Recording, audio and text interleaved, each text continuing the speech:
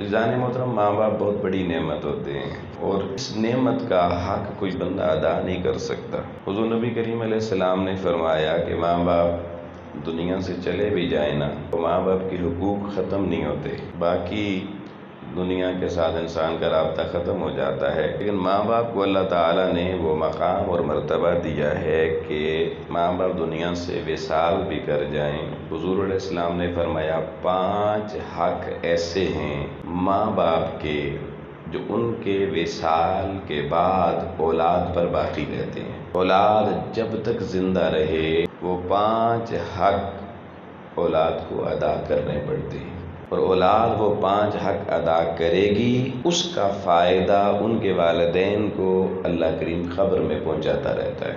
ہر بندہ جس کے والدین فوت ہو گئے ہیں وہ بھی اس بات کو سنے، جن کے زندہ ہیں وہ بھی اس بات کو یاد کریں، اور اس کو سبق کے طور پر آپ یاد کر کے لے جائیں۔ گھر میں مائیں، بہنیں، بیٹیاں، وہ بھائی بزرگ جو یہاں نہیں ہیں ان تک بھی اس کو پہنچائیں، اس لیے کہ ماں باپ کے حوالے سے جو تعلیمات ہمیں پہنچی ہیں، ان تعلیمات کو صحیح طور پر ایک دوسرے تک نہ پہنچانے کی وجہ سے ہمارے اندر ایسے گروہ سر اٹھا رہے ہیں جو کہتے ہیں کہ بھئی مر گئے ختم ہو گئے، وہ اپنی قبر میں چلے گئے، ہم نے اپنی قبر میں جانا ہے، ہمارے عمل کا ثواب ان کو کیسے پہنچے گا جی۔ اور نئی نسلیں بڑی تیزی کے ساتھ گمراہی کے ان فتنوں کی طرف متوجہ ہو رہی ہیں۔ پہلے تو چلیں نوجوان نسل کو ایسے لوگ ملتے تھے تو گمراہی کی صورت پیدا ہوتی تھی، اب سوشل میڈیا ہے، ہر بچے کے ہاتھ میں سارا کچھ موجود ہے، اس لیے اپنی نسلوں کا ایمان بچانے کے لیے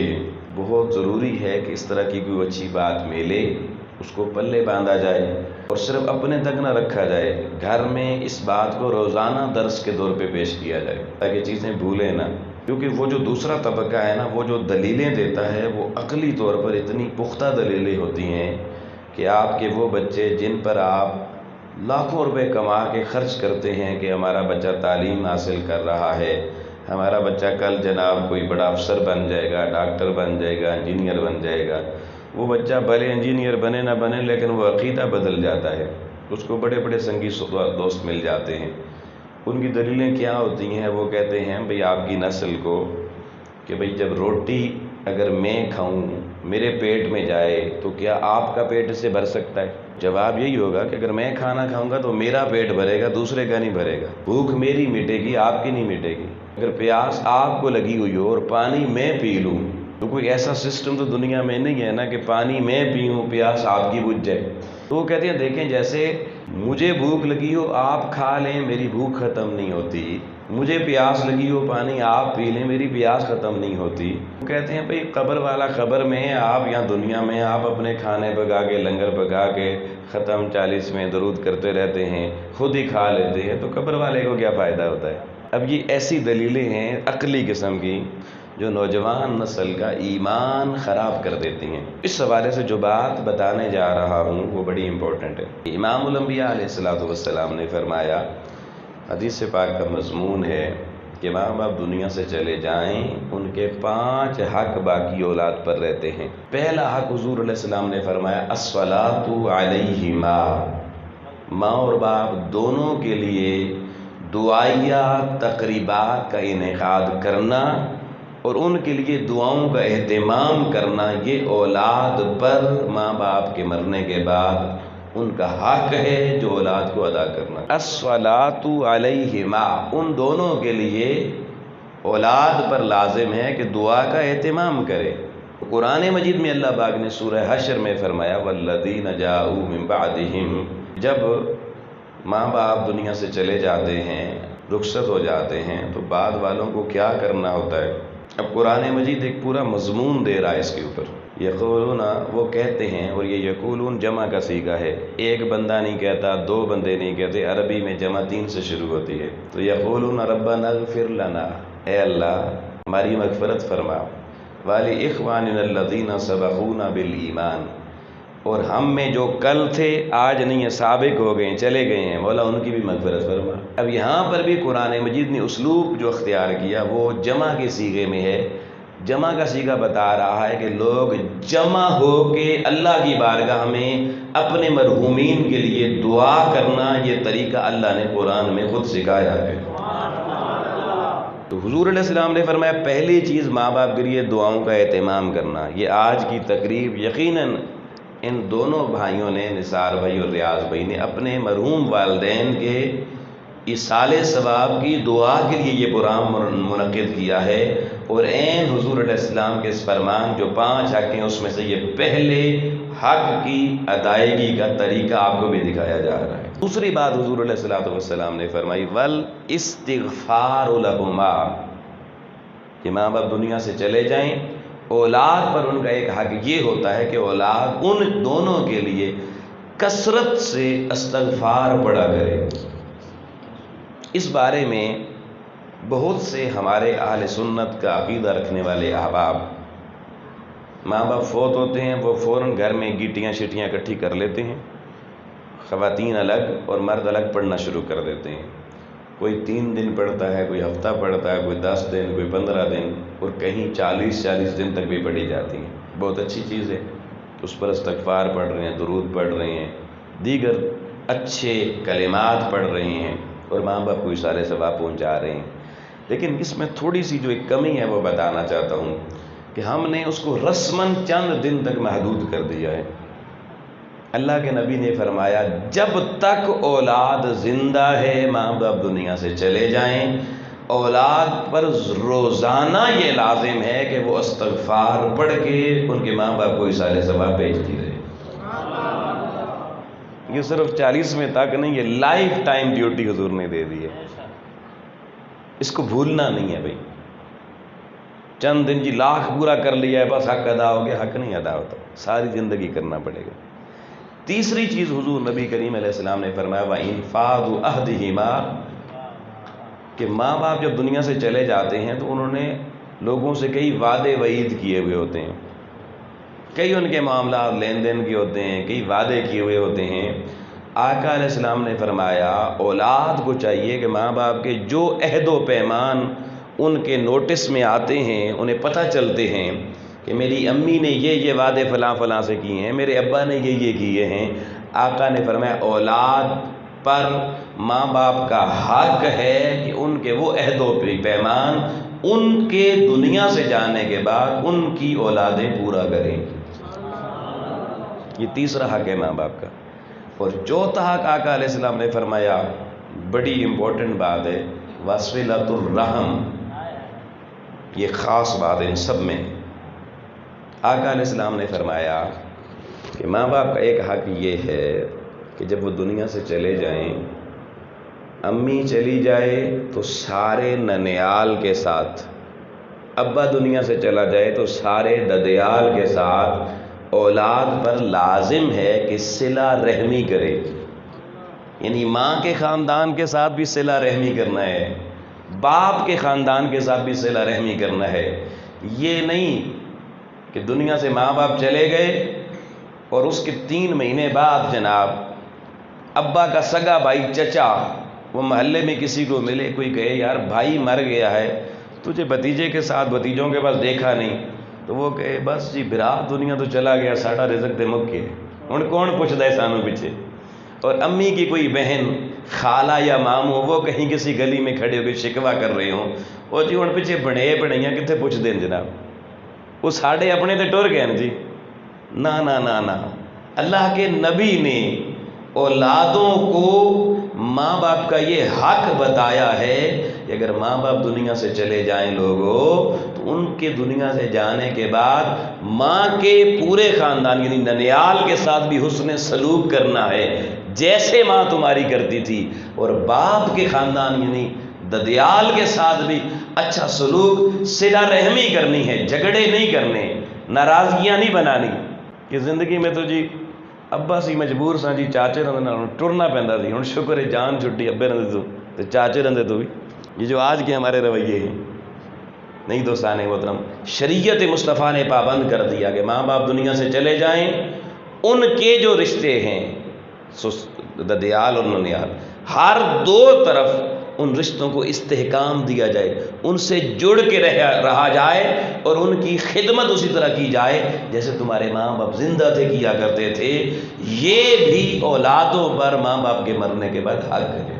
اور آخری اور پانچویں چیز حضور علیہ السلام نے فرمایا وَإِكْرَامُ صِدِّيقِهِمَا، فرمایا تمہاری ماں کی سہیلیاں بھی تو زندگی میں ہوں گی نا، اور تمہارے ابا کے دوست بھی تو زندگی میں ہوں گے۔ اب ماں باپ کا یہ بھی حق ہے کہ ماں کی سہیلیوں کا ماں کے مرنے کے بعد ان کا اکرام کیا جائے، ان کا بھی احترام کیا جائے، ان سے رشتے توڑے نہ جائیں۔ انہیں جیسے ماں عزت دیتی تھی تم بھی اسی طرح سے عزت دو۔ اور باپ کے جو سنگی یار بیلی تھے، تمہارا باپ جن کے ساتھ بیٹھ کے خوش ہوتا تھا باپ کے مرنے کے بعد، ان کے دوستوں کا اسی طریقے سے احترام کیا جائے جیسے باپ خود کیا کرتا تھا۔ یہ بھی شریعت مصطفیٰ نے ڈیوٹی لگا دی اولادوں پر۔ اور اس میں ایک حدیث مبارکہ میرے ذہن میں آ رہی ہے، حضور نبی کریم صلی اللہ علیہ وسلم کی زوجہ ام المومنین حضرت خدیجہ الکبریٰ سلام اللہ علیہا کا جب وصال ہو گیا، ماں باپ کا تو بڑا حق مقدم ہے نا۔ یہاں ایک شوہر ہے، حضور علیہ السلام حضرت خدیجہ کے شوہر ہیں، حضرت خدیجہ بیوی ہیں، زوجہ ہیں۔ آپ اس رشتے میں بھی دیکھیے کہ سہیلیوں کا احترام کتنا ہو رہا ہے۔ ماں اور باپ کی تو دوست سہیلیوں کا مقام اور اونچا ہوگا نا، کہ آقا علیہ السلام کا معمول یہ تھا کہ جب بھی گھر میں بکری کا گوشت حضور علیہ السلام پکاتے، آقا علیہ السلام وہ گوشت بعد میں کھاتے، پہلے وہ گوشت حضرت خدیجہ الکبریٰ کی سہیلیوں کے گھروں میں بھیجا کرتے تھے۔ اور حضرت ام المومنین سیدہ عائشہ صدیقہ رضی اللہ تعالیٰ نے اس عمل کے بارے میں ایک دفعہ پوچھ لیا، یا رسول اللہ آپ ایسا کیوں کرتے ہیں؟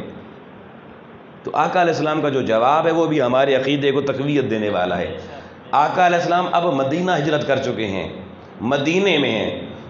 ام المومنین سیدہ خدیجہ الکبریٰ جنت المعلیٰ میں مکہ شریف کے اندر مدفون ہیں، اور آقا مدینے میں رہ کر حضرت خدیجہ الکبریٰ کی سہیلیوں کو خوش کرتے ہیں، ان کو یعنی ویسے ہی ان کی عزت اور خدمت کرتے ہیں جیسے ہماری خدیجہ خود کیا کرتی تھی۔ آقا فرمانے لگے عائشہ سنو، میں خدیجہ کی سہیلیوں سے جب اچھا سلوک کرتا ہوں، ان کے گھروں تک گوشت پہنچاتا ہوں، سہیلیوں کا دل ادھر خوش ہوتا ہے، مکے میں لیٹی قبر میں میری خدیجہ کا دل وہاں خوش ہو جاتا ہے۔ پتا چلا قبر والے خوش ہوتے ہیں بھائی، قبر والوں تک پیغام پہنچتے ہیں۔ یہ آقا علیہ السلام نے ہم نے عمل سے بتا دیا ہے۔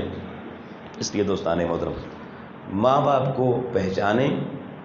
یہ دیکھیں ان کے مرنے کے بعد ان کے دوستوں کا بھی حیا ہے، ان کے رشتہ داروں کا بھی حیا ہے، ان کے وعدوں کا بھی حیا ہے، ان کے لیے استغفار بھی کرنی ہے، ان کے لیے دعائیں بھی کرنی ہیں۔ اور خود ماں باپ اگر موجود ہوں تو پھر ان کے ساتھ کتنا اچھا سلوک کرنا ہوگا۔ اس لیے اپنی اولادوں کو اس کی ترغیب دیں۔ اور پھر دیکھیے اہل بیت اطہار جن کا ہم ابھی ذکر کرنے جا رہے ہیں، حضرت امام حسن مجتبیٰ علیہ السلام جناب مولا علی کرم اللہ وجہ الکریم کے بڑے صاحبزادے ہیں، سیدہ فاطمہ الزہرا سلام اللہ علیہا کے بڑے بیٹے ہیں۔ روایات میں آتا ہے کہ سیدہ بطول زہرا سلام اللہ علیہا جب بھی کھانا پکا کے گھر میں رکھتی کھانے کے لیے، اب کھانا رکھ دیا جاتا، حضرت امام حسن بیٹھ جاتے، ادھر سیدہ عالم بیٹھ جاتی اور کھانا شروع کرنا ہوتا، تو بیٹا ماں سے کہتا امی جان آپ کھانا کھائیے میں بعد میں کھاؤں گا۔ امی کے ساتھ کھانا نہیں کھاتے تھے۔ ہمارے ہاں مائیں کھانا پکاتی ہیں، پہلے اولادوں کو دیتی ہیں، اولادیں پہلے کھاتی ہیں اور مائیں آخر میں کھاتی ہیں۔ یہ ہمارا طریقہ ہے۔ آؤ اہل بیت نبوی کا طریقہ بتا رہا ہوں، اولاد پیغمبر کا طریقہ بتا رہا ہوں کہ سیدہ عالم کھانا پکا کے رکھتی ہیں، بیٹے حسن بیٹھے ہیں، وہ کہتے ہیں نہیں امی جان میں نہیں کھاؤں گا، آپ پہلے کھا لیں، جب آپ ختم کر لیں گی کھانا مکمل کھا لیں گی اس کے بعد میں کھاؤں گا۔ ماں روزانہ کہتی، بیٹا روزانہ کہتا بس امی جان میں آپ کو دیکھوں گا کھاتے ہوئے، بس آپ کھا لیں، آپ تسلی کر لیں، میں اس کے بعد کھاؤں گا۔ ایک دن لوگوں سیدہ بطول زہرا سلام اللہ علیہ کہنے لگے بیٹے یہ کیا روز روز آپ میرے ساتھ کھانا نہیں کھاتے، آج اب میرے ساتھ کھانا کھائیں گے۔ جب ماں نے اصرار کیا تو لوگوں بیٹے کی آنکھیں چھلک پڑی، رو پڑے، بچپن ہے ابھی، چھوٹی عمر ہے، رو پڑے۔ ماں کہنے لگی بیٹے روتے کیوں ہو، اس پہ کون سی بات ہے رونے کی؟ آپ کہنے لگے امی جان روتا اس بات پہ ہوں کہ اگر حسن نے اپنی ماں کے ساتھ کھانا شروع کر دیا، ماں بھی لقمے توڑ رہی ہے روٹی کے، بیٹا بھی لقمے توڑ رہا ہے، اور بیٹا ماں کے ارادے سے واقفیت نہیں رکھتا کہ ماں کی نیت اور ارادہ کیا ہے، تو روٹی اگر سامنے پڑی ہو اور میری ماں کا ارادہ ہو کہ روٹی کے اس کونے سے وہ نوالا توڑے گی، اور ماں کے ارادے سے عدم واقفیت کی بنا پر بیٹے کا ہاتھ پہلے اٹھ جائے اور ماں جس نوالے کو توڑنے کا ارادہ کر چکی ہے بیٹا پہلے وہ نوالا توڑ لے تو کہیں حسن بے ادب نہ ہو جائے۔ احترام دیکھیے۔ اور ہمارے یہاں اولادیں، جوان اولادیں گھر میں داخل ہوں گی کرکٹ کھیل کے، والی بال کھیل کے، اور اندر آتے ہی گھر میں پھر طوفان بدتمیزی ہوگا، اماں کدھر ہے، کھانا کدھر ہے، اور ماں کہہ دے بیٹے میں کپڑے دھو رہی تھی، تھوڑی دیر ہو گئی، بس ابھی روٹیاں تازی بنا کے دیتی ہوں، تو بیٹے جی کا پارا 100 سینٹی گریڈ سے اوپر، مجھے پتہ نہیں تھا مجھے بھوک لگی ہوگی۔ یہ کتنے یہاں بیٹھے ہوں گے جو ماں کو صلواتیں سناتے ہوں گے، یار کبھی اپنی ماں سے بھی آ کے پوچھا امی تو نے بھی کھانا کھا لیا؟ کبھی یہ بھی توفیق ملی ہمیں؟ بھئی جیسے آپ انسان ہیں، آپ کو بھوک لگتی ہے، آپ کی ماں کے ساتھ بھی پیٹ لگا، اس کو بھی بھوک لگتی ہے۔ پھر میں یہ بتاؤں، گھر میں اچھی چیز پکے، نہ کوئی گوشت پکے، بوٹیاں پکیں، تو اولادیں پہلے ڈیمانڈ کرتی ہیں اے والی بوٹی امی میرے کو، اے مرغی دی چوڑیاں میں نے دینا۔ اور میں نے وہ اولادیں نہیں دیکھیں جو کہیں امی پہلے چوڑیاں آپ کھائیں باقی ہم کھا لیں گے۔ ادب تو یہ کہتا ہے کہ اچھی چیز جو آپ کو پسند ہے ماں کو دیں، باپ کو دیں، لیکن ہم ان سے چھین لیتے ہیں۔ تو جو زندگی بھر چھینتے رہے انہوں نے مرنے کے بعد کیا دینا ہے؟ گل سمجھ آ رہی ہے؟ سارے ناراض ہوئے بیٹھے، بھی ایک شروع کر دیں مجھے یہ میرے، کیونکہ جوان بھائی بیٹھے ہیں، بچے بیٹھے ہیں، تو میں نے چاہا کہ کچھ نصیحت ہو جانی چاہیے۔ تو کیا خیال ہے، ماں باپ کی عزت خدمت کرنی چاہیے یا نہیں؟ کوئی ارادہ ہے؟ اللہ سب کو عمل کی توفیق عطا فرمائے۔ آئیے قرآن مجید کے مضمون کی طرف آتے ہیں۔ میں نے قرآن مجید کی سورہ احزاب کی معروف آیت نمبر 33 کا کچھ حصہ آدھے سے اگلا حصہ آپ کے سامنے تلاوت کیا۔ اللہ پاک نے فرمایا انما یرید اللہ لیذھب عنکم الرجس اہل البیت، بے شک اللہ کا ارادہ یہ ہے۔ کس کا ارادہ؟ اللہ کا ارادہ یہ ہے کہ اے اہل بیت پیغمبر، تم سے ہر رجس کو دور کر دیا جائے۔ کس کو دور کر دیا جائے؟ رجس، را جیم سین، رجس کو دور کر دیا جائے۔ وَيُطَهِّرَكُمْ تَطْهِيرًا، اور تمہیں طہارت عطا کی جائے، تطہیرا، اور پھر تمہاری اس طہارت کو طہارت کاملہ تک پہنچا دیا جائے۔ اللہ پاک نے اس آیت کے اس حصے میں جو پہلی بات کی وہ توجہ طلب ہے کہ اے اہل بیت پیغمبر، اللہ کا ارادہ یہ ہے کہ میرے محبوب تیری یہ جو آل ہے اس سے ہر رجس کو دور کر دیا جائے۔ سوال یہ پیدا ہوتا ہے رجس کسے کہتے ہیں؟ دوستان محترم، رجس کے بے شمار معنی ہیں، یہ کثیر المعانی لفظ ہے۔ آپ جو بھی ترجمہ قرآن مجید کا کھولیں گے نا، آپ کو رجس کے مختلف معنی نظر آئیں گے۔ آپ حضرت فاضل بریلوی کا ترجمہ کھول لیں، اس میں لکھا ہوگا کہ اے اہل بیت، اللہ کا ارادہ یہ ہے کہ تم سے ہر کفر شرک کو ہمیشہ کے لیے دور کر دیا جائے۔ یہ حضرت نے ترجمہ لکھا۔ میرے استاذی مکرم حضور شیخ الاسلام ڈاکٹر محمد طاہر القادری مدث اللہ العالی، آپ نے اپنے معروف ترجمہ عرفان القرآن میں اس کا ترجمہ لکھا کہ اے اہل بیت پیغمبر، اللہ کا ارادہ یہ ہے کہ تمہارے اندر پائے جانے والے ہر نقص، شک اور ہر عیب کو ہمیشہ کے لیے دور کر دیا جائے۔ اور کوئی ترجمہ آپ اٹھائیں گے اس میں لکھا ہوگا اے اہل بیت پیغمبر، اللہ کا ارادہ یہ ہے کہ تم سے ہر کثافت کو دور کر دیا جائے، نجاست کو دور کر دیا جائے، ہر گندگی کو دور کر دیا جائے، ہر کم تر چیز کو تم سے دور کر دیا جائے، اور تمہاری طہارت کو طہارت کاملہ میں تبدیل کر دیا جائے۔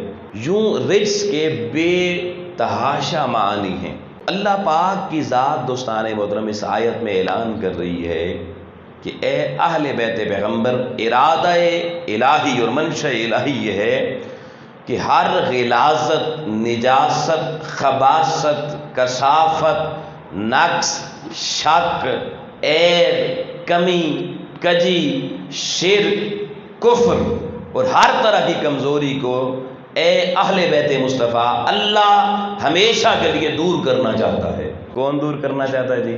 اللہ۔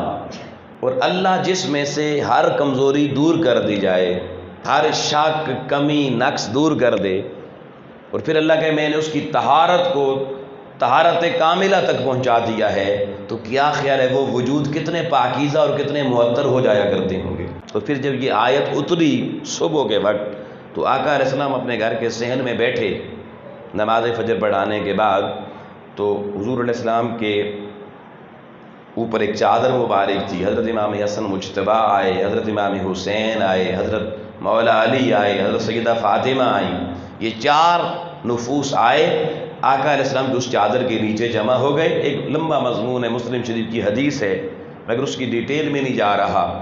تو جب یہ 4 نفوس حضور علیہ السلام کے ساتھ یہ 5 تن چادر کے نیچے جمع ہو گئے، اس وقت آقا علیہ السلام نے آیت کے اس حصے کی تلاوت کی کہ انما یرید اللہ لیذھب عنکم الرجس اہل البیت ویطہرکم تطہیرا، یعنی حضور علیہ السلام نے ان نفوس کو چادر کے نیچے جمع کر کے دنیا کو پیغام دے دیا، یہ جو میرا حسن ہے، یہ جو میرا حسین ہے، یہ جو میری لخت جگر سیدہ فاطمہ ہے، یہ جو میرے بھائی مولا علی ہیں، آقا نے بتا دیا یہ 4 شخصیات وہ ہیں کہ اللہ نے جن سے ہر نجاست کو اور ہر کمی کو ہمیشہ کے لیے دور کر کے اللہ نے انہیں انسان کامل بنا دیا ہے۔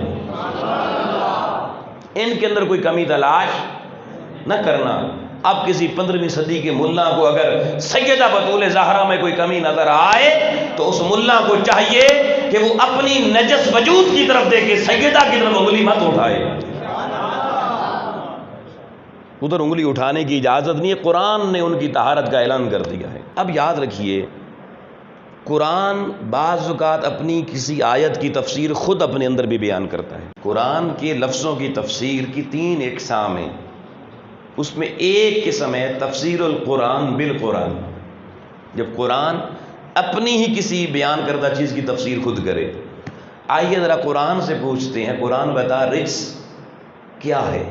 قرآن مجید کی سورۃ المائدہ آیت نمبر 90 کے اندر اللہ پاک اعلان کر رہا ہے، بہت توجہ طلب، انما الخمر والمیسر والانصاب والازلام رجس من عمل الشیطان فاجتنبوہ لعلکم تفلحون۔ اللہ تعالیٰ نے اس آیت میں 4 چیزوں کو رجس کہا ہے۔ کتنی چیزوں کو؟ اب بڑی توجہ سے اس بات کو سمجھیے گا۔ انما الخمر، بے شک اللہ کہہ رہا ہے یہ جو شراب ہے یہ رجس ہے۔ بھائی بہت توجہ چاہتا ہوں، نئی نسل کے لیے بہت قیمتی بات ہے جو منشیات کی عادی ہوتی چلی جا رہی ہے۔ اللہ نے قرآن مجید میں کہا رجس یعنی پلید چیز، ناپاک چیز، گندی چیز، خبیث چیز۔ پہلا لفظ کا شراب ہے، پتہ چلا شراب بنانے والا، شراب خریدنے والا، شراب بیچنے والا، شراب پینے والا، شراب رکھنے والا، شراب کے کاروبار میں شریک ہونے والا، یہ سارے خمر میں شامل ہیں، یہ سارے خمر میں۔ اور یہ کون ہے؟ رجس، یہ سارے پلید ہیں قرآن کی نظر میں۔ کون ہے جی؟ اور قرآن جس کو پلید کہہ دے وہ پاک نہیں ہو سکتا۔ سمجھ میں آ گئی بات؟ تو پتہ چلا ایک چیز ہے شراب، اور شراب کی جتنی متعلقات ہیں وہ ساری رجس ہیں۔ دوسرا لفظ قرآن نے استعمال کیا والمیسر۔ میسر کس کو کہتے ہیں جی؟ میسر کو کہتے ہیں جوئے کو کہا جاتا ہے۔ جوئے کا لفظ سنا ہوا ہے نا، جوا لگانا۔ تو قرآن مجید کہہ رہا ہے کہ جوا کھیلنے والا، جوئے کا اڈا بنانے والا، جوئے کے اڈے پہ آ کے بیٹھنے والا، اور جوا دیکھ کے خوش ہونے والا، اور جوا کھیلنے والوں کو دعوت دینے والا، اور جوئے کے اڈے تک دوسروں کو لانے والا، یہ سارے کون ہیں؟ رجس، پلید ہیں۔ یہ سارے کون ہیں؟ پلید ہیں، رجس ہیں۔ تیسرا لفظ قرآن مجید نے استعمال کیا والازلام۔ ازلام کہتے ہیں عرف عام میں تو بتوں کو کہتے ہیں، لیکن آپ عربی گرامر کی ڈیٹیل میں جائیں اب حیران ہو جائیں گے۔ ہر وہ چیز جو بندہ اپنے دل میں کسی کو ایسا سجائے کہ اللہ رسول پیچھے رہ جائیں، وہ چیز آگے آ جائے، اس کو ازلام کہتے ہیں۔ بھلے کسی جوان نے اپنے دل میں اللہ رسول کی محبت سے ہٹ کے دنیا میں کسی مادی محبت کا بت یہاں پہ پال دیا، کسی نے دولت کا بت یہاں پہ رکھ دیا، اس کی پوجا شروع کر دی، کسی نے بڑے بڑے محلات، بڑی بڑی گاڑیوں کے بت، بڑے بڑے پلاٹوں کے بت یہاں پہ پال لیے۔ وہ 24 گھنٹے نہ نماز، نہ روزہ، نہ اللہ، نہ توبہ۔ صبح اٹھا نہ قرآن کی تلاوت، نہ نماز، نہ ذکر، نہ فکر، اور نکل گیا بھائی پورا دن اپنے اس شغل میں جس کا بت یہاں پہ نصب ہے۔ صبح اٹھتے ہی وہ بت اسے وہاں لے گیا۔ مسجد کی میناروں سے اللہ اکبر کی صدائیں بلند ہوئیں، مگر اس کے کان متوجہ نہ ہوئے، اس کے قدم چل کے خانہ خدا تک نہ آ سکے۔ کیوں؟ کہ وہ اپنے اس ازلام کے اندر، اس شغل میں، اس ہابی کے اندر مشغول ہے، اس کے پاس وقت اور فرصت ہی نہیں ہے کہ وہ خانہ خدا میں آئے۔ تو جو شخص لوگوں اللہ اور اللہ کے رسول کا در چھوڑ کر کسی بھی اور چیز کو، یہ دل جو اللہ کے ذکر کے لیے بنا تھا، اس اللہ کے ذکر کی آماج گاہ کو اور اللہ تعالیٰ کی ذات کی مسکن گاہ کو جس نے غیروں کی گزرگاہ بنا دیا، شیاطین بھی اسی دل میں سے گزر رہے ہیں، دنیا کی محبت، حرص، لالچ بھی اسی دل میں اپنا گھر بنائی ہوئی ہے۔ تو قرآن صدا لگا رہا ہے جو اللہ رسول کے ذکر کی آواز گاہ ہے، جو اس میں غیروں کی گزرگاہ بنا دے، وہ بھی رجس ہے، پلید ہے، ناپاک ہے، وہ بھی پاکیزگی سے دور ہو چکا ہے۔ تیسری رجس کی قسم قرآن نے بتائی۔ چوتھا لفظ قرآن نے استعمال کیا والانصاب۔ انصاب ہر اس کھیل کو کہتے ہیں جس کھیل کی بازیاں انسان کو اللہ رسول کی یاد بھلا دیں۔ شطرنج، شطرنج تو ایک استعارتاً استعمال ہوتا ہے نا۔ ہر وہ کھیل جو کھیل کھیلتے ہوئے اللہ کی عبادت کا وقت ہو، میچ پہ تکنے ہیں جی، نماز کل پڑھ سا، کرکٹ پہ کھیلنے ہیں جی، نماز پھر پڑھ کے سا جی، بیٹنگ کرنی ضروری ہے۔ کوئی تاش کے پتے لے کر بیٹھا ہوا ہے اور یاد خدا کو بھولا ہوا ہے۔ یاد رکھیے وہ سارے بندے اس انصاب کے اندر شامل ہیں، اور قرآن کہہ رہا ہے یہ بھی سارے پلید ہیں، یہ بھی سارے رجس ہیں۔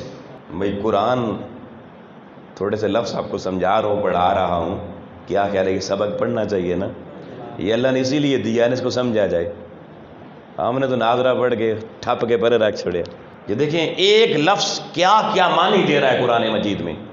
تو اب سنیے، اللہ نے فرمایا انما الخمر، بے شک شراب اور شراب کی ساری متعلقات، والمیسر، جوا اور جوئے کی ساری متعلقات، والازلام، ہر وہ بت جو تم نے اپنے سینے میں پالا اور اس نے تمہیں یاد خدا سے غافل کر دیا، والانصاب، ہر وہ کھیل جس کے اندر محو ہو کہ تم یاد خدا کو بھول گئے۔ فرمایا رجسم من عمل الشیطان، یہ ساری چیزیں رجس ہیں، وہ پلیدیاں ہیں جو عمل شیطان ہیں، یہ شیطان کے اعمال ہیں۔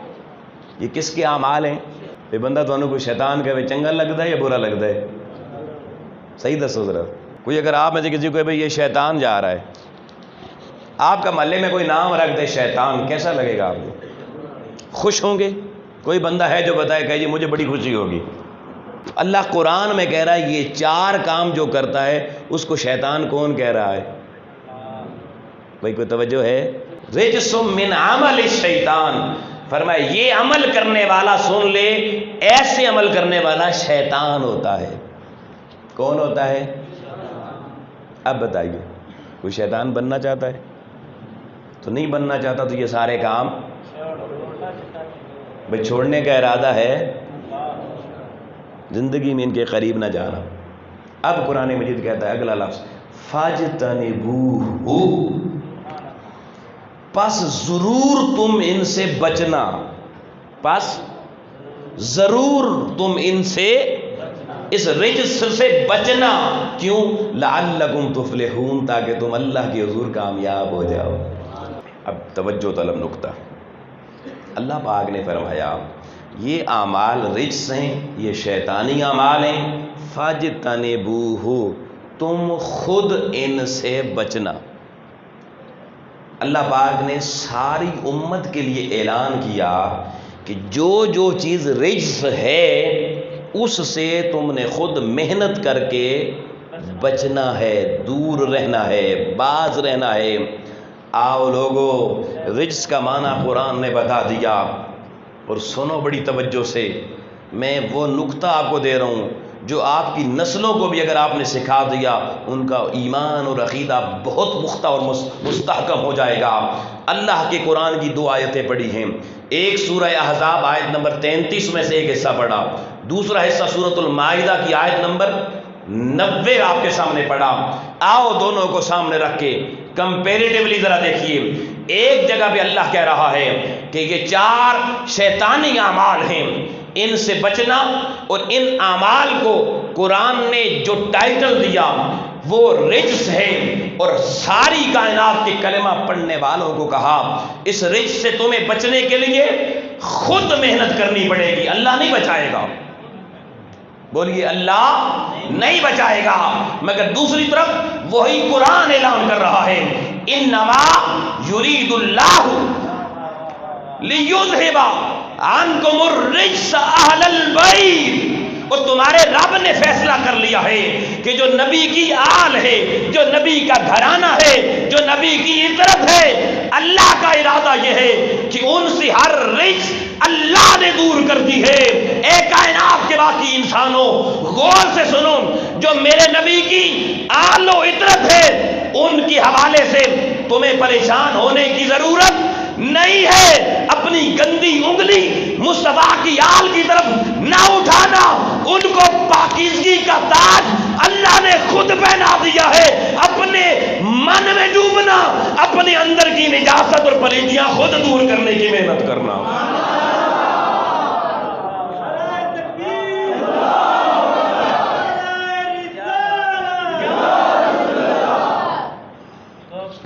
فرمایا میرے محبوب کی آل کی فکر نہ کرنا، ان سے رجس دور اللہ نے کر دی ہے، تم اپنے گریباں میں جھانکنا، کیونکہ اللہ نے تم سے رجس کو دور، تمہیں اپنا رجس خود دور، فاجتنبوہ، خود بچنا ہوگا، خود اجتناب کرنا ہوگا۔ تم خود بچو گے تب پاک ہوگے، ورنہ پلید ہی رہو گے۔ مگر میرے محبوب کی جو آل ہے، آئے ہے اہل بیت ہے، ان کی فکر نہ کرنا، ان کی طرف میلی آنکھ سے نہ دیکھنا۔ وہ تمہیں جیسے بھی نظر آتے ہیں، اگر تمہیں وہ برے نظر آتے ہیں تو قصور ان کا، برائی ان میں نہیں ہے، برائی تمہاری آنکھ کے دیکھنے میں ہے۔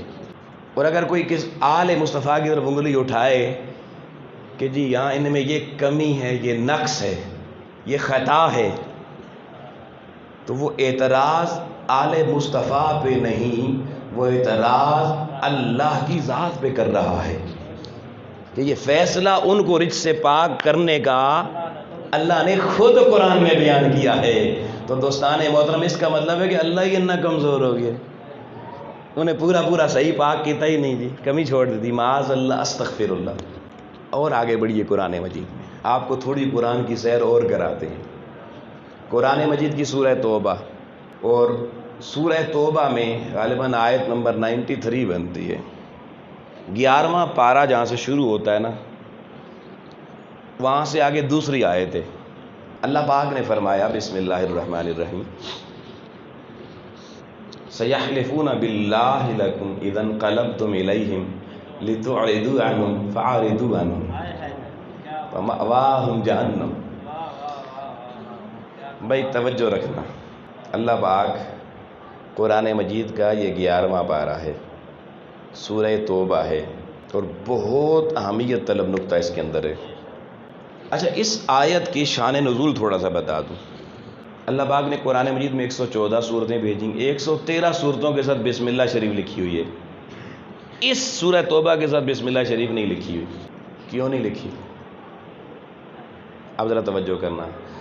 آپ سے ایک بندہ 10 لاکھ روپے قرضہ لے لیتا ہے اور کہتا ہے میں 6 مہینے بعد واپس کر دوں گا۔ 6 مہینے کے بعد جب واپسی کا ٹائم آیا، آپ بندے کے گھر گئے، پتہ چلا وہ تو گھر بیچ گیا جی، گیا۔ آپ نے اس کو فون کیا تو پتہ چلا جی یہ نمبر کسی کے استعمال میں نہیں ہے۔ اب آپ پریشان ہوں گے نا جی، کیا نہیں ہوتے؟ ممکن ہے ویلیاں والے نہ ہوتے ہیں پریشان۔ اب آپ اس کو ڈھونڈنا شروع کریں گے۔ اچانک آپ کو پتہ چلا کہ فلانے شہر کے فلانے شادی حال میں اس بندے کے بیٹے کی شادی ہے۔ اب باقی لوگ سارے اس ولیمے میں آ رہے ہیں، سج دھج کے، سلامیاں لے کر، دروازوں پر استقبال ہوتا ہے، گلے ملا جاتا ہے، آگے مبارکیں دی جاتی ہیں، ہاں جی پتر دی شادی مبارک۔ اور آپ جناب کیا اس شادی میں شرکت کی تیاری کر کے جائیں گے؟ آپ تو کوئی چھری چھری لے کے جائیں گے ساتھ، آپ پورے غصے کے ساتھ جائیں گے۔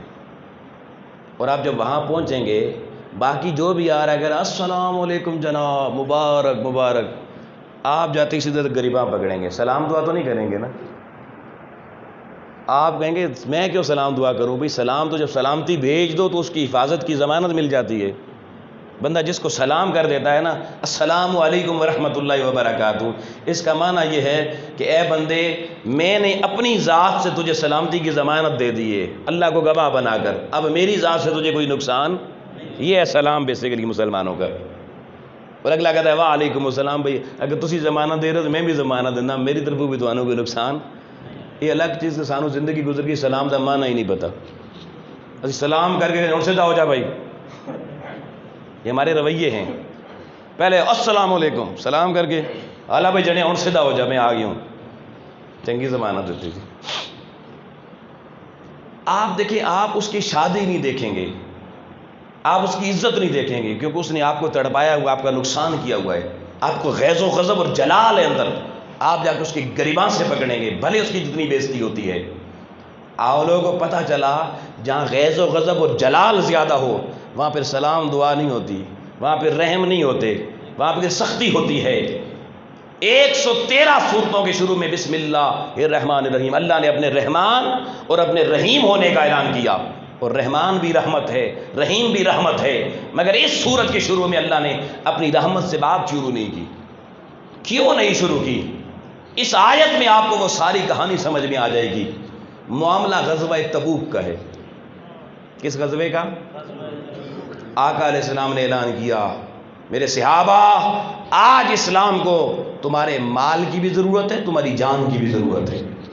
دو چیزیں مانگی، صحابہ مال لے آئے۔ یہ وہی غزوہ ہے جس کے موقع میں سیدنا صدیق اکبر اپنے گھر کا سارا مال لے آئے تھے، سیدنا فاروق اعظم آدھا مال لے آئے تھے، اور پھر لشکر اسلام میں شامل ہو کے جہاد کرنے کے لیے بھی روانہ ہوئے۔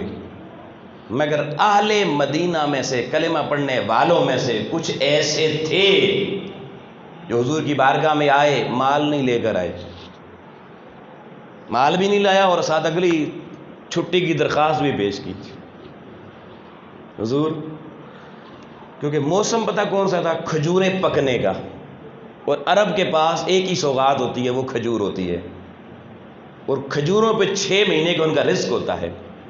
اب باغ لہلہا رہے تھے، کھجوریں پکنے کا موسم تھا، اور ان کچھ لوگوں نے یہ سوچا بھئی یہ پیغمبر تو عجیب ہے یار، ہر 10ویں 15ویں دن جناب اس نے کوئی نہ کوئی مہم شروع کی ہوئی ہوتی ہے، اور جہاں جاتے ہیں واپسی کا بھی پتہ نہیں ہوتا، پتہ نہیں زندہ بھی آئیں گے یا نہیں آئیں گے، اور کتنے دن وہاں رہنا پڑے گا، تو پیچھے سے کھجوریں پک جائیں گی، ہم واپس نہ آئے، کھجوریں گر جائیں گی، برباد ہو جائے گی، 6 مہینے تک کا رزق ہمارا چلا جائے گا، اسی گزارا کتوں کریں گے؟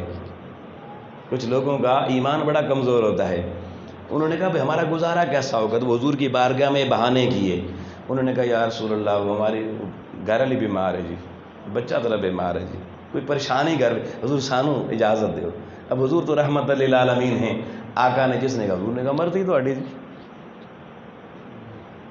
تو کچھ ہیلے بہانے کر کے گھروں میں بیٹھ گئے، اور باقی جو سچے عاشقان مصطفیٰ تھے انہوں نے مال بھی دیا اور مجاہد بن کے تلوار لے کے لشکر کے ساتھ روانہ بھی ہو گئے۔ لوگوں قافلہ مدینے سے روانہ ہو گیا تبوک کے محاذ پہ۔ اب تبوک کا محاذ بڑا سخت تھا، اس لیے حضور نے اتنی تیاری کروائی، اور یہ جو کمزور ایمان والے تھے ان کو یہی پتا تھا کہ وہاں جا کے واپس آنا مشکل ہوگا، اس لیے چھٹی لے کے چلے گئے۔ مگر لوگوں اللہ کی کرنی، عجیب معاملہ ہوا، حضور لشکر لے کے تبوک میں گئے، جنگ ہوئی نہیں، کافر ویسے ہی بھاگ گئے، اسلام کو فتح نصیب ہو گئی۔ بغیر جنگ کے فتح لے کر آقا علیہ السلام واپس شہر مدینہ میں آ رہے ہیں. اب جب شہر مدینہ کے قریب پہنچے، اب یہ جو پیچھے رہ جانے والے تھے یہ بڑے پچھتائے نا کہ بھائی موجاں تو اس دفعہ ہونیاں سن، اس فوج میں جاتے تو موج ہوتی، ہم تو رہ گئے، اب کیا کریں. اب وہ پھر سر جوڑ کے بیٹھے ان نویں پانے لاؤ. لوگوں، لشکر سپاہ اسلام شہر مدینہ کے قریب آ گیا. جب شہر مدینہ کے قریب آیا، یہ جو منافق لوگ حضور کا ساتھ جنہوں نے نہ مالی طور پہ دیا نہ جانی طور پہ دیا، یہ اب نئے ہیلے بہانے سوچ کے بارگاہ مصطفیٰ کی طرف آنے لگے. ابھی قافلہ شہر مدینہ میں داخل نہیں ہوا، جبریل اتر آیا، سورہ توبہ لے کر آیا، اور اس آیت، خصوصاً یہ آیت حضور کو سب سے پہلے سنا کے کہا، سونیا اللہ کا اعلان یہ ہے، سَيَحْلِفُونَ بِاللَّهِ لَكُمْ إِذَا انقَلَبْتُمْ إِلَيْهِمْ لِتُعْرِضُوا عَنْهُمْ فَأَعْرِضُوا عَنْهُمْ إِنَّهُمْ رِجْسٌ إِنَّهُمْ رِجْسٌ. فرمایا محبوبہ جب تو پلٹ کے اپنی مسند پہ جا کے بیٹھے گا، وہ جو تیرے ساتھ نہیں گئے تھے وہ تیری بارگاہ میں آئیں گے، آنے والے ہیں، پروگرام بنا چکے ہیں. محبوبہ سن، وہ آ کے پھر ہیلے بہانے کریں گے، اور تیرا دل تو بڑا نرم ہے، تو تو رحمت للعالمین ہے. اے میرے محبوب سن لے، وہ تیری بارگاہ میں آ کے اب بہانا کیا کریں گے؟ سیحلفون باللہ، اللہ کی قسمیں کھائیں گے. کس کی قسمیں کھائیں گے؟ اللہ کی قسمیں کھائیں گے، ذکر خدا کریں گے اور کہیں گے حضور سانو معاف کر دیو، اللہ کی قسم ہے جی غلطی ہو گئی. آؤ قرآن سنو، اللہ کا غیظ و غضب اور جلال سننا. اللہ نے فرمایا محبوبہ لِتُعْرِضُوا عَنْهُمْ فَأَعْرِضُوا عَنْهُمْ، وہ تیری بارگاہ میں آ کے عذر پیش کریں گے. سونیا ان سے کلام کرنا تو بڑے دور کی بات ہے، میں رب ہو کے محبوبہ تجھے منع کر رہا ہوں، نظر اٹھا کے انہیں دیکھنا بھی نہیں ہے. مولا تکنا کیوں نہیں ہے؟ فرمایا انہم رجس، وہ حقیقی دھرتی پہ پلید ہیں، وہ پکے پلید ہیں. تو اب اس آیت میں اللہ نے پلید کنے کا، ہائے ہائے، اب سننا غور سے. یہاں رجس کے 3 معنی نکلے. کتنے؟ پہلا معنی، جو رسول کریم کی ذات اور دین محمدی پر اپنا مال قربان نہ کرے وہ رجس ہے. وہ کیا ہے؟ نمبر 2، جو آقا علیہ السلام کی ذات پاک پر اور دین مصطفی کی اقامت کے لیے جہاد کرنے کے لیے اپنی جان پیش نہ کرے وہ بھی پلید ہے، رجس ہے. 2 معنی سمجھ میں آ گئے. تیسرا معنی سیحلفون باللہ کے لفظ کے اندر ہے کہ منافق اور پلید اور رجس کا طریقہ واردات یہ ہوتا ہے کہ وہ اللہ کا ذکر کرتا ہے، محبوب کا سیحلفون باللہ، اللہ کی قسمیں کھائے گا جی، اللہ واسطے سارا کچھ جی. فرمایا محبوب اگر تیری بارگاہ میں اگر کوئی میرا نام بھلے جپتا رہے، مگر محبوبہ جو تیرا نہیں وہ میرا نہیں. ہائے ہائے ہائے، محبوبہ جسے تیرے در سے نسبت نہیں اسے ہمارے در سے بھی کوئی تعلق نہیں ہے. فرمایا جو میرے محبوب کا ذکر نہ کرے وہ بھلے خدا کا ذکر کرتا رہے. سن لے، جو محبوب کا نہ بنے اسے خدا بھی اپنا بناتا نہیں ہے. پھر وہ محبوب کی بارگاہ میں بھی بیٹھنے اور آنے کی کوشش نہ کرے. کیوں؟ انہم رجس، وہ رجس اور پلید ہے. 3 معنی اس آیت سے نکل آئے. تو دوستان محترم، آپ ذرا ہمیں اپنی گریباں میں بھی نہیں جھانکنا چاہیے کہ ہم دین مصطفی کی اقامت اور دین اسلام کی قدروں کی بحالی اور عزت و ناموس مصطفیٰ کی خاطر کتنا مال قربان کرتے ہیں. اب یہاں میں بہت توجہ طلب بات ہے، آپ مسجد میں بیٹھ کے ساری زندگی میلاد کر لیں، اس سے معاشرے میں دین نہیں آئے گا. اب ساری زندگی مسجد میں 24 گھنٹے میں صرف 5 نمازیں نہیں، تہجد بھی آ کے پڑھیں، اشراق بھی پڑھیں، چاش بھی پڑھیں، اوابین بھی پڑھیں، معاشرے میں دین نہیں آئے گا. یہاں آپ نے وقت بھی دے دیا، مال بھی لگا لیا، مگر اس سے دین کا جھنڈا اونچا نہیں ہوتا. قرآن مجید کا مطالبہ یہ ہے، یہ جو آیت اتری جس میں رجس کہا گیا بندوں کو، ان لوگوں کو جنہوں نے دین مصطفیٰ کی اقامت، دین مصطفیٰ کی بحالی اور دین مصطفیٰ کے نفاذ کے لیے اپنا مال اور اپنی جان نہیں دی، ان کو رجس کہا گیا ہے۔ اب میں اور آپ اپنا محاسبہ کریں، اپنے غریباں میں جھانک کے دیکھیں کہ ہم دین مصطفیٰ کے لیے کتنی جان پیش کرتے ہیں اور کتنا مال پیش کرتے ہیں۔ میں اس سے زیادہ ابھی آج کی مجلس میں کوئی بات نہیں کروں گا، اشارہ میں نے دے دیا ہے، سوچنا آپ کا کام ہے، مگر میں آگے بڑھتا ہوں۔ اب دوستان محترم، جب رجس کا یہ معنی قرآن کی روشنی میں کلیئر ہو گیا تو ایک حضور کی آل پاک ایسی ہے جس کو اللہ پاک نے خود ہر رجس سے پاک کر دیا ہے، ہر رجس سے پاک کر دیا ہے۔ آئیے ذرا اس آل پاک کا رجس سے پاک ہونے کی صرف 2 مثالیں آپ کے سامنے رکھوں گا اور گفتگو ختم کر دوں۔ میرے نبی کی آل رجس سے کتنی پاک ہے؟ مسلم شریف کی حدیث مبارکہ ہے کہ غزوہ خیبر آ گیا۔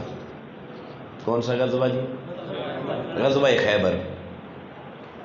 تو صحابہ کرام کو آقا علیہ السلام نے تیار کیا، چلو بھائی میرے ساتھ خیبر کی جنگ لڑنے جانا ہے یہودیوں سے۔ تو جب سارے سپاہی تیار ہو گئے تو جب مولا علی حضور کے پاس آئے تو آقا نے فرمایا علی تو نے نہیں جانا۔ اچھا مزے کی بات ہے، تبوک میں بھی حضور حضرت علی کو نہیں لے کر گئے۔ اب یہاں بڑے نکتے کی بات ہے، جب غزوہ تبوک میں جانے لگے نا تو حضرت علی تیار ہوئے تو آقا نے فرمایا نہیں آپ پیچھے بچوں اور عورتوں کے پاس رہیں گے۔ تو مولا علی نے جب کہا حضور اب میں تلوار چلانے والا ذوالفقار حضری میں بچے بول رہا ہوں، تو آپ نے فرمایا علی کیا تو اس بات پہ راضی نہیں ہے کہ تیری حیثیت محمد مصطفیٰ کے ساتھ وہی ہے، تیری نسبت حضور کے ساتھ وہی ہے جو حضرت ہارون علیہ السلام کی نسبت حضرت موسیٰ علیہ السلام کے ساتھ تھی۔ اور یہی جملہ حضور نے غزوہ خیبر کے موقع پہ بھی ارشاد فرمایا حضرت علی کو پیچھے چھوڑتے ہوئے کہ علی تو میرے لیے اسی طرح ہے جیسے ہارون علیہ السلام موسیٰ علیہ السلام کے لیے تھے۔ اب یہاں ایک نکتہ اور آپ کو بتا دوں، یہ آقا علیہ السلام نے حضرت علی کو نسبت دی جیسے ہارون علیہ السلام کو موسیٰ سے تھی، یہ کیوں نہیں کہا جیسے یوسف علیہ السلام کو یعقوب علیہ السلام سے تھی، جیسے اسماعیل علیہ السلام کو ابراہیم علیہ السلام سے تھی؟ بھئی اور بھی تو بڑے بڑے پیغمبر تھے نا، یہ ہارون علیہ السلام کی تشبیہ کیوں تھی مولا علی کو؟ یہ بڑا قابل توجہ نکتہ ہے۔ دوستان محترم، حضرت موسیٰ علیہ السلام نے شادیاں کیں مگر موسیٰ علیہ السلام کبھی کوئی لڑکا جوان نہیں ہوا، اولاد نہیں تھی، اور زندگی میں حضرت موسیٰ علیہ السلام کا جو مشن موسوی تھا وہ مکمل نہیں ہوا۔ تو موسیٰ علیہ السلام نے جب دیکھا بھئی میری عمر تو قریب ہو گئی ہے اور ابھی میرا دین غالب نہیں آیا اس طریقے سے، ابھی مشن ادھورا ہے، تو انہوں نے اللہ پاک کی بارگاہ میں دعا کی، قرآن میں موجود ہے کہ وَاجْعَلْ لِي وَزِيرًا مِّنْ أَهْلِي ہارون اخی، اے اللہ میرے خاندان سے میرا ایک وزیر بنا، ایک پیچھے نگہبان بنا، اور نام بھی کہا وہ ہارون ہو، وہ میرے خاندان سے ہو۔ اللہ نے حضرت موسیٰ علیہ السلام کی دعا قبول کر لی اور حضرت ہارون علیہ السلام جو ان کے بھائی تھے انہیں موسیٰ علیہ السلام کا وزیر بنا دیا۔ اب حضرت ہارون علیہ السلام کی اولاد تھی، بیٹے تھے، جوان ہوئے، آگے پھر نسل چلی، اور حضرت موسیٰ علیہ السلام کا جو ادھورا مشن تھا وہ حضرت ہارون اور ان کی اولاد نے آپ کے دنیا سے جانے کے بعد مکمل کیا۔ آقا علیہ السلام نے 2 مواقعوں پر لوگوں مولا علی کو ہارون علیہ السلام کے ساتھ تشبیہ دے کے دنیا کو یہ پیغام بھی دے دیا کہ میں محمد مصطفیٰ کا بھی کوئی بیٹا ظاہری جوان نہیں ہوا، اور مشن مصطفیٰ ابھی یہ دین اور ترقی پہ اور عروج پہ اور کمال پہ جانا ہے۔ فرمایا جیسے مشن موسیٰ کو اولاد ہارون علیہ السلام نے مکمل کیا تھا، میں محمد مصطفیٰ کے بھی مشن مصطفی کو علی تو اور تیری اولاد مولا حسین کربلا میں مکمل کریں گے۔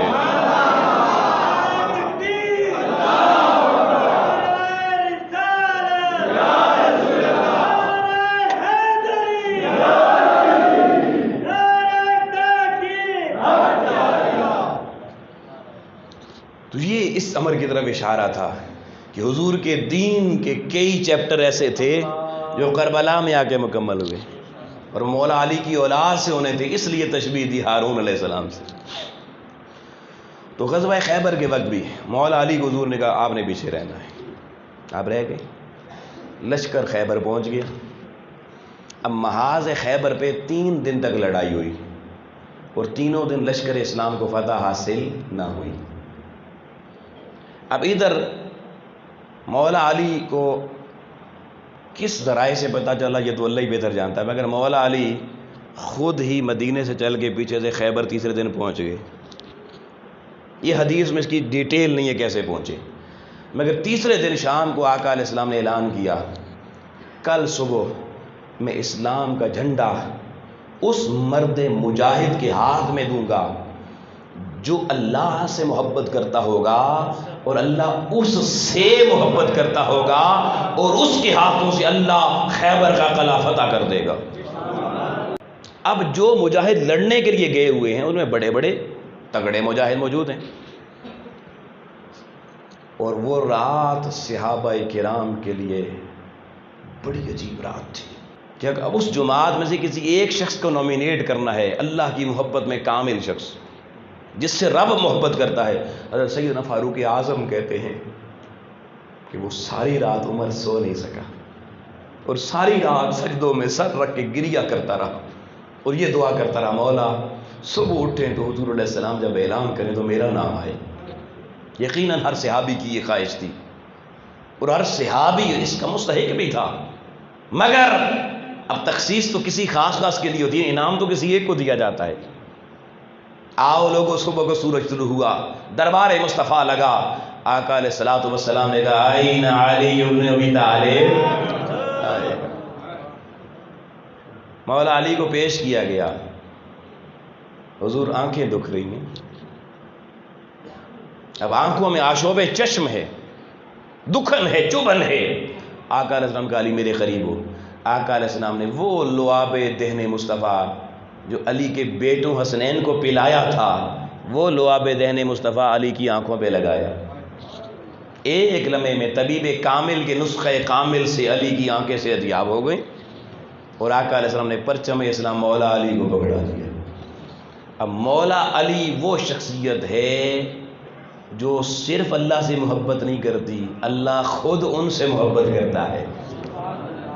اب مولا علی کی ذات میں کوئی شک نہیں رہ جاتا. جھنڈا پکڑا، مولا علی گئے قلعہ خیبر کی طرف. دوستان محترم جب باب خیبر پہ پہنچے نا گھوڑے کو ایڑ لگا کے، تو باب خیبر جو تھا اس کے باہر ایک بڑا پتھر حدیث میں آتا ہے وہ پڑا ہوا تھا، پرانا پتھر. وہاں پہ مولا علی نے جھنڈا پکڑا ہوا تھا ہاتھ میں. اب جھنڈے کے اوپر جھنڈا ہوتا ہے، نیچے ڈنڈا ہوتا ہے. تو مولا علی گئے نا جب وہاں پہ باب خیبر کے پاس، تو اب مجاہد نے جنگ لڑنی ہے اور اکیلا مجاہد ہے، ایک ہی اکیلا تنہا مجاہد. تو ایک ہاتھ میں تلوار ہوتی ہے، دوسرے میں ڈھال ہوتی ہے، تو جھنڈا کدھر کریں؟ تو مولا علی نے یہ کیا کہ وہ جو باہر سخت مضبوط پتھر دروازہ خیبر کے باہر پڑا تھا، آپ نے زور سے ڈنڈا اس پہ مارا. حدیث میں آتا ڈنڈا پتھر کے اندر گڑ گیا، جھنڈا لگ گیا. جب جھنڈا لگا باب خیبر کے اوپر چبوترے میں بیٹھا یہودیوں کا محافظ چیخ اٹھا اور پکار کے کہنے لگا او یہودی پہلوانوں باہر نکلو، مجھے پیدا کرنے والے رب کی قسم ہے تم جنگ ہار گئے، آنے والا جیت گیا ہے. اندر سے پہلوان باہر نکلے، انہوں نے دیکھا جنگ تو ہوئی نہیں، ایک اکیلا مجاہد باہر گھوڑے پہ کھڑا ہے.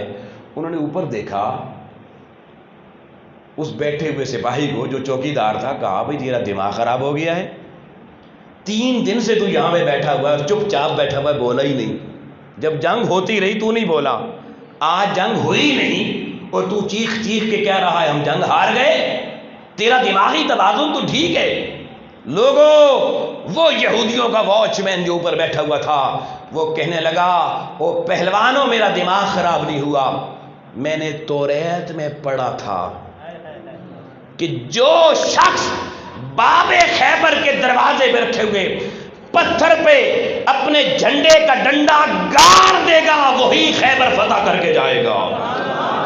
اور جھنڈا لگ گیا ہے، اب تم نہیں جیت سکتے. دوستان محترم پہلوان مقابلے میں آئے، مولا علی سے مقابلہ شروع ہوا اور 7 پہلوان مقابلے میں تھے اور مولا علی اکیلے جنگ لڑ رہے تھے. لڑتے لڑتے ایک وقت ایسا آیا ایک پہلوان نے زوردار اپنا وار مولا علی کی ڈھال پہ کیا، اور مولا علی کے ہاتھ میں جو ڈھال تھی نا وہ دو ٹکڑے ہو کے زمین پہ گر گئی۔ اب مجاہد ڈھال کے بغیر جنگ کیسے لڑے؟ کیونکہ دشمن کا وار ڈھال سے روکنا ہوتا ہے، تلوار سے جنگ لڑنی ہوتی ہے۔ آؤ مسلمانوں، ذرا اپنے کلیجے اس در آل مصطفیٰ کی حضوری میں حاضر کر کے یہ بات سننا کہ مولا علی کی ڈھال میدان جنگ میں زمین پہ گر گئی ہے، سامنے جری پہلوان ہیں۔ اب پہلوان خوش ہوئے کہ مقابلے میں آنے والے اب ہمارے واروں سے تمہیں کون بچائے گا۔ جب وہ یہ سوچ کر 7 پہلوان اکٹھے مولا علی پہ مشترکہ حملہ کرنے کے لیے آگے بڑھے، لوگوں صحابہ کرام کہتے ہیں ہم ٹھٹک گئے تھے کہ مولا علی کی تلوار تو زمین پہ گری پڑی ہے، ڈھال زمین پہ گری پڑی ہے، علی اب مقابلہ کیسا کرے گا۔ ہم حیران تھے، ہماری نظروں نے یہ منظر دیکھا کہ مولا علی آگے بڑھے اور وہ باب خیبر، وہ دروازہ خیبر جو 20 فٹ چوڑا تھا، 10 فٹ اونچا تھا، 40 بندے جس کو پکڑ کے کھولتے تھے، 40 بند کرتے تھے۔ مولا علی کے ایک ہاتھ میں تلوار ہے، دوسرا ہاتھ باب خیبر کو ڈالا، اور مولا علی نے باب خیبر کو ایک ہاتھ سے زمین سے اٹھایا، فضا میں بلند کیا اور 7 پہلوانوں پر پھینک کے مولا علی نے ڈھال کے طور پہ باب خیبر کو استعمال کر دیا۔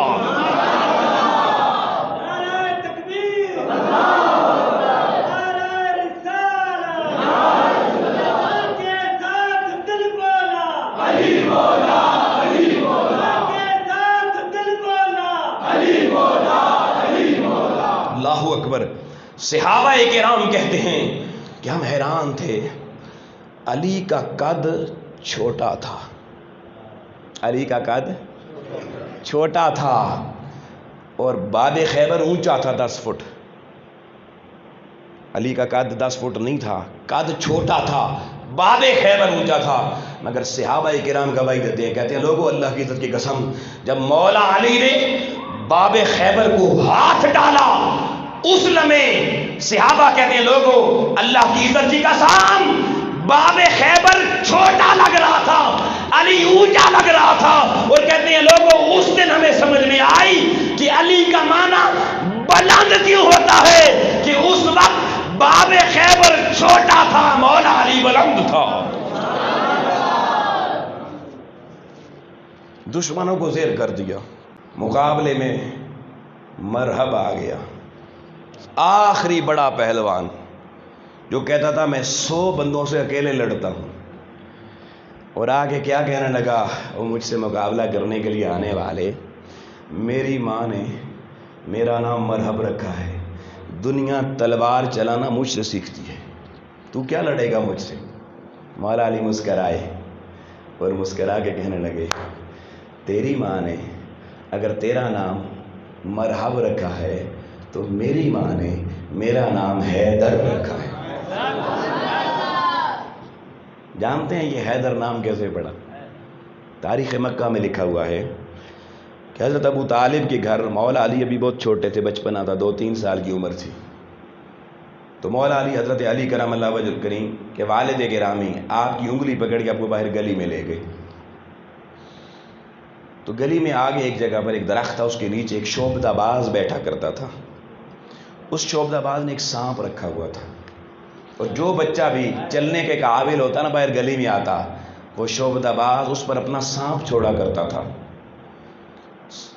جو بچہ، جس بچے کو سانپ نقصان نہ پہنچاتا وہ کہتا یہ حلالی بچہ ہے، اور جس بچے کو سانپ کوئی نقصان پہنچاتا وہ کہتا یہ حلالی نہیں ہے۔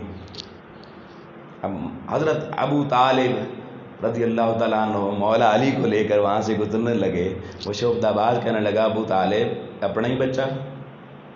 کہ ہاں اپنا بھی، آنا ذرا چیک کریے۔ آپ مسکرا کے بولے، آپ نے کہا سانو تو شک نہیں، تو بھی اپنا شک دور کر لے۔ ہائے ہائے ہائے، مولا علی کو آپ نے آگے بھیج دیا، جا بیٹا۔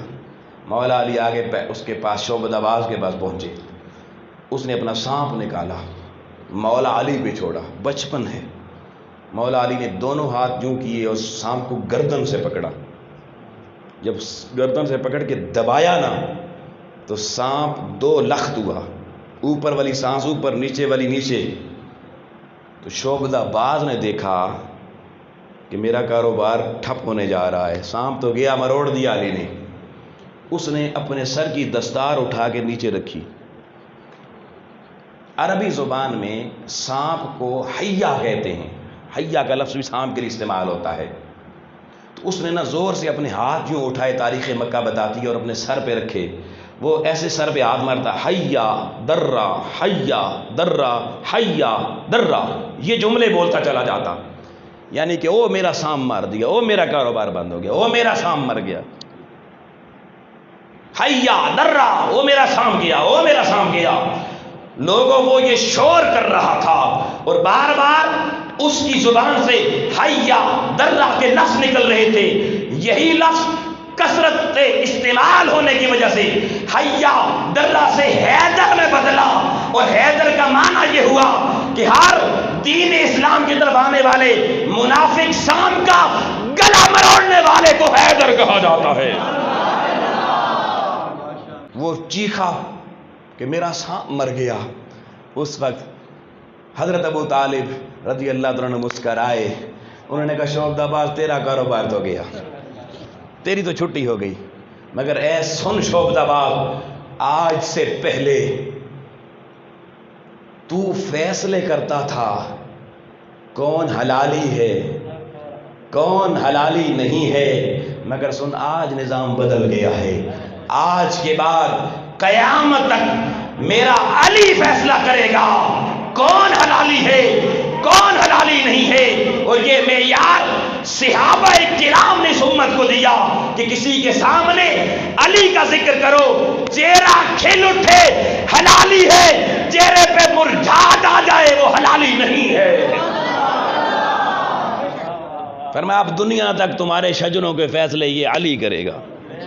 تو یہ وجہ تسمیہ حیدر بنا یہ لفظ. تو مولا علی نے کہا تیری ماں نے اگر تیرا نام مرحب رکھا ہے، میری ماں نے میرا نام حیدر رکھا ہے. مقابلہ شروع ہوا. مرحب نے پہلا وار کیا، مولا علی نے بچایا. پلٹ کے ذوالفقار حیدری لہرائی، گرجی، اور مولا علی نے ایک ہی وار کیا. وہ جو بڑے شعر پڑھ کے آنے والا تھا، اس کے سر کی چوٹی پہ میرے مولا کی تلوار لگی. سر 2 ٹکڑے، گردن 2 ٹکڑے، وجود 2 ٹکڑے، تلوار زمین تک نیچے اتر گئی. مرحب 2 ٹکڑے ہو کے گرا. خیبر لوگوں فتح ہو گیا، مگر خیبر فتح ہونے پہ مسلمانوں کو بڑی خوشی ہوئی، اس لیے کہ جتنا مال غنیمت باب خیبر فتح ہونے پہ ملا، اتنا مسلمانوں کو اس سے پہلے کبھی مال غنیمت نہیں ملا تھا. اب حضور علیہ السلام نے مال غنیمت تقسیم کیا. ایک ایک مجاہد کے حصے میں 80 ہزار دینار آئے. کتنے دینار؟ 80 ہزار دینار. اور اس کے ساتھ جو اس قلعے سے سونا اور ہیرے برآمد ہوئے، وہ ایک ایک اونٹ کی اوجری بھر کر حضور علیہ السلام نے ہر مجاہد کو عطا فرمائی. اتنے ہیرے اور اتنے جواہرات ملے. لیکن جب باری آئی اس جنگ خیبر کے ہیرو مولا علی کی، تو آقا علیہ السلام نے فرمایا کیونکہ علی خیبر کا ہیرو ہے، علی کو باقی مجاہدوں سے 2 گنا حصہ ملے گا. علی کے حصے میں 1,60,000 درہم آئے، دینار آئے، اور 2 اونٹ کی اوجریاں بھری ہوئی ہیرے جواہرات مولا علی کو ملے. لوگوں سب مجاہد مدینے کی طرف واپس چلے، میرے مولا علی بھی چلے. لیکن آؤ لوگوں، اہل بیت مصطفیٰ کے سینے میں جائز مال جو حلال مال ہے اس کی محبت بھی نہیں ہے. اور کتنی نہیں ہے، اب میرے اس جملے سے آپ کو سمجھ میں آئے گی. سارے مجاہد مدینے میں آتے ہیں، 80 ہزار دینار گھروں میں لے آئے، ایک ایک اوجری بھری ہوئی ہیرے جواہرات کی لے آئے. مگر میرا مولا خیبر سے جب چلا، دائیں سے سوالی آئے، بائیں سے سوالی آئے، جو سوالی آتا میرے مولا وہ ہیرے جواہرات بھی زمین پہ رکھ دیتے. وہ 1,60,000 دینار بھی زمین پہ رکھ کے ہماری طرح نہیں کرتے، ادھر آ کچا تجھے دیتا ہوں، پکا اپنے لیے رکھتا ہوں. جو سائل آتا مولا علی کہتے آ، جھولی پھیلا، ہاتھ پھیلا، کے لے جاؤ۔ مال تقسیم ہوتا گیا، تقسیم ہوتا گیا۔ لوگوں، جب مولا علی نے شہر مدینہ میں پہلا قدم رکھا، میرے علی کے دونوں ہاتھ خالی تھے، سارے ہیرے بھی تقسیم، سارے دینار بھی تقسیم۔ قربان جاؤں قرآن مجید کے اس کہنے پر، انما یرید اللہ لیذھب عنکم الرجس اہل البیت۔ اتنی محبت بھی نہ تھی، ایک دینار بھی بچا کے گھر نہ لایا۔ ارے جس کے دل میں لوگوں اتنی بھی مال کی محبت نہ ہو، وہ میرے نبی کی آل کہلاتی ہے۔ تو رجس آل سے کتنا دور ہوا جی۔ اور پھر یہ تو حسین کے بابا کی بات کی، آؤ آخری بات حسین کی اماں کی بھی سن لو۔ شہزادی کونین بنت رسول لخت جگر مصطفیٰ سیدہ زہرا سلام اللہ علیہا، آقا علیہ السلام کی بارگاہ میں کچھ مہمان آ گئے باہر سے۔ آقا علیہ السلام نے سلمان فارسی سے کہا ازواج مطہرات کے گھروں میں جائیے اور وہاں سے کھانا لے آئیں ان مہمانوں کو کھلانے کے لیے۔ سلمان فارسی رضی اللہ تعالی عنہ گئے، ازواج مطہرات کے سارے دروازوں سے ایک ہی جواب ملا، سلمان فارسی آج گھر میں کھانے کے لیے کچھ بھی نہیں ہے۔ واپس آ گئے، حضور کو بتایا۔ آقا نے فرمایا جا سلمان فارسی میری شہزادی کے دروازے پہ جا، وہاں سے کھانا لیا۔ حضرت سلمان فارسی رضی اللہ تعالیٰ عنہ شہزادی کائنات بطول زہرا سلام اللہ علیہ کے دروازے پہ گئے، دروازہ کھٹکھٹایا۔ شہزادی نے پوچھا سلمان فارسی بابا کیا چاہتے ہو؟ کہا مہمان ہیں بارگاہ رسول میں، کھانے کے لیے کچھ چاہیے۔ شہزادی کہنے لگی سلمان بابا آج گھر میں کھانے کے لیے ایک کھجور بھی نہیں ہے۔ جب یہ جواب ملا سلمان فارسی جانے لگے، پیچھے سے شہزادی کی آواز آئی بابا ٹھہر جا، اگر آج در بطول سے تو خالی چلا گیا، کل کوئی میری آل کو تانا نہ دے کہ سخیوں کے گھر سے کبھی کوئی خالی جاتا ہے، رک جا خالی نہیں جانا۔ حضرت سلمان فارسی کہتے ہیں میں کھڑا ہو گیا، شہزادی یہ کائنات اندر گئی اور لوگوں اپنے سر کی ایک چادر اندر پڑی ہوئی تھی، بڑی قیمتی چادر تھی شہزادی کی، وہ چادر لا کے دروازے پہ سلمان فارسی رضی اللہ عنہ کو دی، کہا کہ بازار مدینہ میں لے جائیں، میری چادر بیچ کے جو پیسے ملے ان سے کھانا لے کے میرے بابا کی خدمت میں پیش کر دیں۔ مسلمانوں چادر دینا کوئی ضروری تو نہیں ہے نا، اپنی چادر ہے، مگر ذرا میرے نبی کی آل کا سینے کی وسعت دیکھیے، رجس سے اللہ نے کتنا پاک کیا ہے، طہارت کس کمال پہ پہنچی ہوئی ہے۔ چادر شہزادی نہیں دیتی۔ سلمان فارسی کہتے ہیں میں وہ چادر لے کر بازار مدینہ میں پہنچا کانپتے ہاتھوں کے ساتھ، اب آواز لگانا چاہتا تھا بیچنے کی مگر ہمت نہیں پڑ رہی تھی، کیا بتاؤں کس کی چادر ہے۔ کہتے میرے کانپتے ہاتھوں کو اور میرے کانپتے لبوں کو دیکھ کر ایک یہودی نے جب دیکھا وہ کہنے لگا بابا یہ چادر بیچنی ہے؟ میں نے کہا ہاں بیچنی ہے۔ اس نے کہا رک جا پھر۔ کہتے ہیں وہ ساتھ اس کا گھر تھا، وہ اندر کے اندر سے کتاب اٹھا کے لے آیا، اس نے وہ کتاب کھولی، ایک صفحہ نکالا، وہ پڑھا اور پھر اس چادر کو دیکھا، پھر کبھی کتاب کو دیکھتا کبھی اس چادر کو دیکھتا، اور تھوڑی دیر کے بعد وہ چادر وہ واپس رکھا ہے کتاب، اور آگے کہنے لگا میں چادر تو خریدوں گا لیکن سلمان فارسی مدینے کے بازار میں نہیں خریدوں گا، میں تیرے نبی کے دربار میں خریدوں گا، پیسے وہاں دوں گا، چلو محبوب کے دربار میں چلتے ہیں۔ سلمان فارسی کہتے ہیں محبوب خدا کے دربار میں آ گئے، اس یہودی نے پہلے آ کر محبوب کو کہا حضور پہلے کلمہ پڑھائیں باقی کام بعد ہے جائیں گے۔ کلمہ پڑھا مسلمان ہو گیا۔ لوگوں یہودی مسلمان ہونے کے بعد اس نے پیسے نکالے سلمان فارسی کی طرف بڑھا دیے، پیسے وصول ہو گئے۔